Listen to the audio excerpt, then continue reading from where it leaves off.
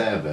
Zdi se mi, da se stvari kar dogajali, da si kar padel in šel in so te v bistvu kar nekako upregli v to zadevo. Ne?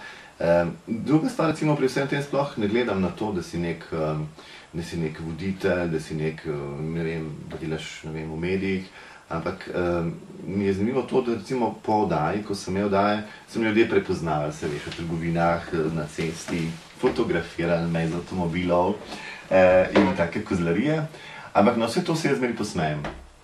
Veš, in kdorkoli me je ostal, ne vem, nerodno mi je bilo, veš, stojimo tam. Si ostal na zemlji, ne? V bistvu zvezdništvo ni ravno. Zdi se mi, da to je samo en del posla, v bistvu, če čist posel naš drugega, ki ga rad počneš, v bistvu je to komunikacija s temi ljudmi, ne. Ne vem, recimo, veš, stojiš tam v vrsti, za neko blagajno čakaš in zdaj seveda tam iz sosednje vrste se ena dere, ne, ena gospa, ne?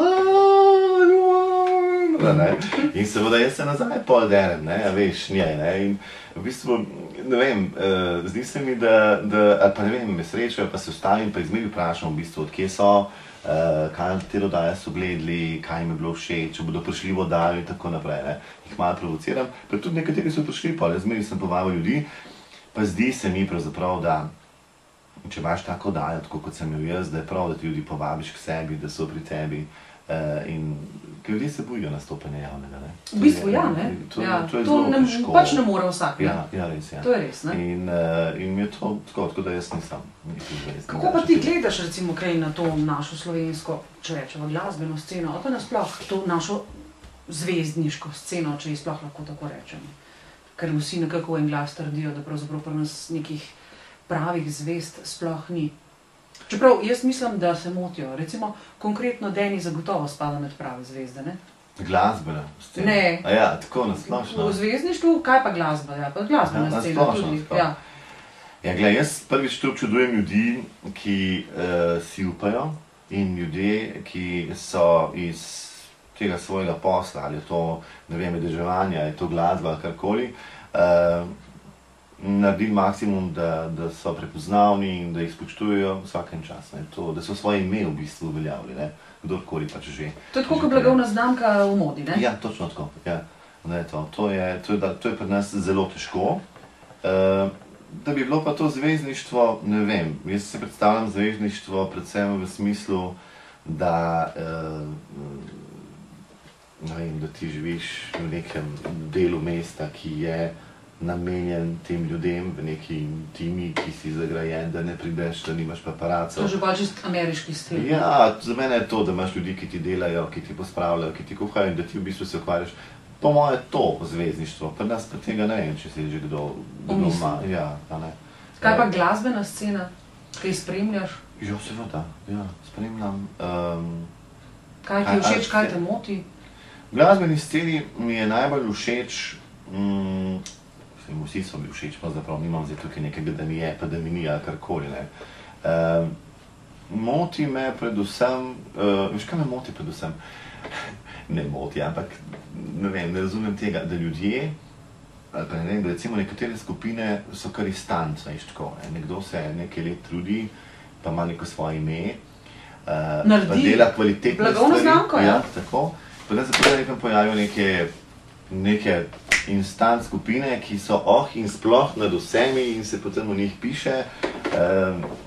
To se mi zdi, da je to tako. Pa to so tudi muhe enodnevnice. Te skupine ne obstanejo daleč od tega. Torej, sva vendarle, tako kot seveda vsi vemo, prišla do tistega, da pravzaprav kvaliteta obstane, ostalo gre, ne? Vse to je tako tudi v modi verjetno, ne? Tudi v modi. Kako je v modi pravzaprav? Glej, v modi je pa tako, pri nas je... A je res lahko kvalitetno samo neko ime? Ali je lahko kvalitetno tudi nekaj, kar morda nima tako zelo takega pompoznega imena? Mislim, ne? Ja, to je točno tako, ja. No, glej, kar ima ime, je definitivno kvalitetno, ne? Ker verjetno, ne vem, da ne bova zdaj omenjala, ne vem, neke blagovne znamke, katerekoli, se ne bodo privoščile težave, ali pa tudi če napaka, ali tako zamenjajo. Poplava je zdaj te, jaz rečem, kitajske robe, teh Kitajcev, ki pa tudi verjetno kopirajo te blagovne znamke, ne? Ker veš, da se vse te blagovne znamke, ne vem, če našteva Boss in la, ki so, šivajo na vzhodu, ne? Dol. In oni dol, po moje, to vse prekopirajo. Problem pa je v tem, v sami kvaliteti. Se pravi, jaz sem prepričan, da normalno, če imaš ti dol fabriko in če šivaš neko zadevo za nekega modnega kreatorja, imaš vse kroje tam, imaš tam vse ljudi, ki to znajo narediti, ne? Nimaš pa blaga, ki ga on sicer prinese. Torej kvalitetnega blaga, ja. Ti daš pa drugo blago noti, ki je podobno temu, ne? In je tudi toliko ceneje zaradi tega, ne? Kroj je pa popolnoma istim. Pa če mu še ukradeš nalepke gor, ne? Ali pa une všitke, ne, da bo to še tako izgledalo, je to... Torej, piratstva je pravzaprav tudi modi ogromno. Zelo veliko, zelo veliko. Kako se borite proti temu? Glej... Poznaš to problematiko? Ja, težave imajo s tem piratstvom zelo veliko. Glej, prva stvar, ko se zgodi, je ta, da imaš dva ista izdelka, ne, neke blagovne znamke, ampak izdelek, ki je v bistvu ponarejen, ni kvaliteten, pusti barvo, ko opereš zadevo, se začne muckati in tako naprej, ne? Je tudi precej cenejši od drugega. Zdaj, kako se borijo proti temu, sicer ne vem, sami proizvajalci verjetno imajo kar nemalo težav s tem, ne? Je pa to vsekakor težava teh, v bistvu vidiš, da se prodajajo vse blagovne znamke, že poceni vidiš, da to je samo napis, ki je gor nalepljen, ne? In se ti nekaj tenis copati razletijo tam v 14 dneh, ker so pač tako narejeni, kot pa so narejeni. Isto kot v glasbi, ne, tu je tudi zelo veliko pomembnega piratstva. A ti kaj spremljaš, recimo slovenske kreatorje, ti je kdo všeč, ne vem. Se mi zdi, da imamo tudi v Sloveniji zdaj že nekaj zelo zanimivih modnih kreatorjev. So zelo ustvarjalni nekateri. Spremljam nekateri kolikor jaz to čisto tako rekreativno spremljam. Seveda. Z našega konca je Borut Čulin, recimo modni kreator, ki je... Govoriva o primorskem koncu, ne? Koncu, ja. Ki je tudi dobil nagrado in je zelo tak ambiciozen, v redu, moram reči. Ampak ko dela tako, veš, večerne toalete, ne tako serijsko, kot delajo ostali, ne? Vse naše firme, kjer pa slovenske ali pa tuje, pa imajo te svoje kreatorje, stiliste. V bistvu je pa tako, veš, sama zasnova recimo te mode je čisto drugačna. Spravi, za neko oblačilo stoji cela četa ljudi. Ne, tu ni en človek, ki je. Imaš seveda kreatorja, imaš stilista, ki to narišejo, ki se zamislijo. Torej intim, ne? Tako intim, ja, najprej grejo pogledati, katere tkanine so recimo za naslednjo sezono na tem,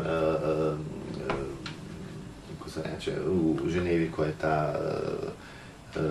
ko je predstavitev seveda teh tkanin, pogledajo, kaj je to moderno, kaj je to v redu in iz tega potem sestavijo neke kreacije, ki, to so sicer široke, a veš, to je lahko po 200, 300, 500 kosov, potem pa nek ožji tim izbere tisto, kar je nosljivo, kar bi oni predstavili Sloveniji v tej sezoni.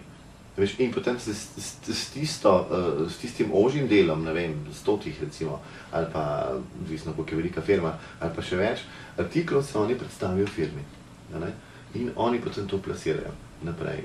Tako da to je zelo tak težek posel v današnjem času, po mojem mnenju. Ker je velika konkurenca. Ja, zelo veliko, zelo veliko. Konkurenca je ogromno in mislim, da vsaka čast vseeno v bistvu, ki lahko to zdržijo, to konkurenco, absolutno, ker je to zelo velika. Mi je pa zelo zanimivo, recimo, da modna revija z naslednjo zimo je recimo že letos, ne? Torej že v letu 2007 recimo se na teh modnih tednih, Fashion Week, predstavljajo modeli že recimo za zimo 2008. To je precej, bom rekla, daljnosežno predstavljanje, ne?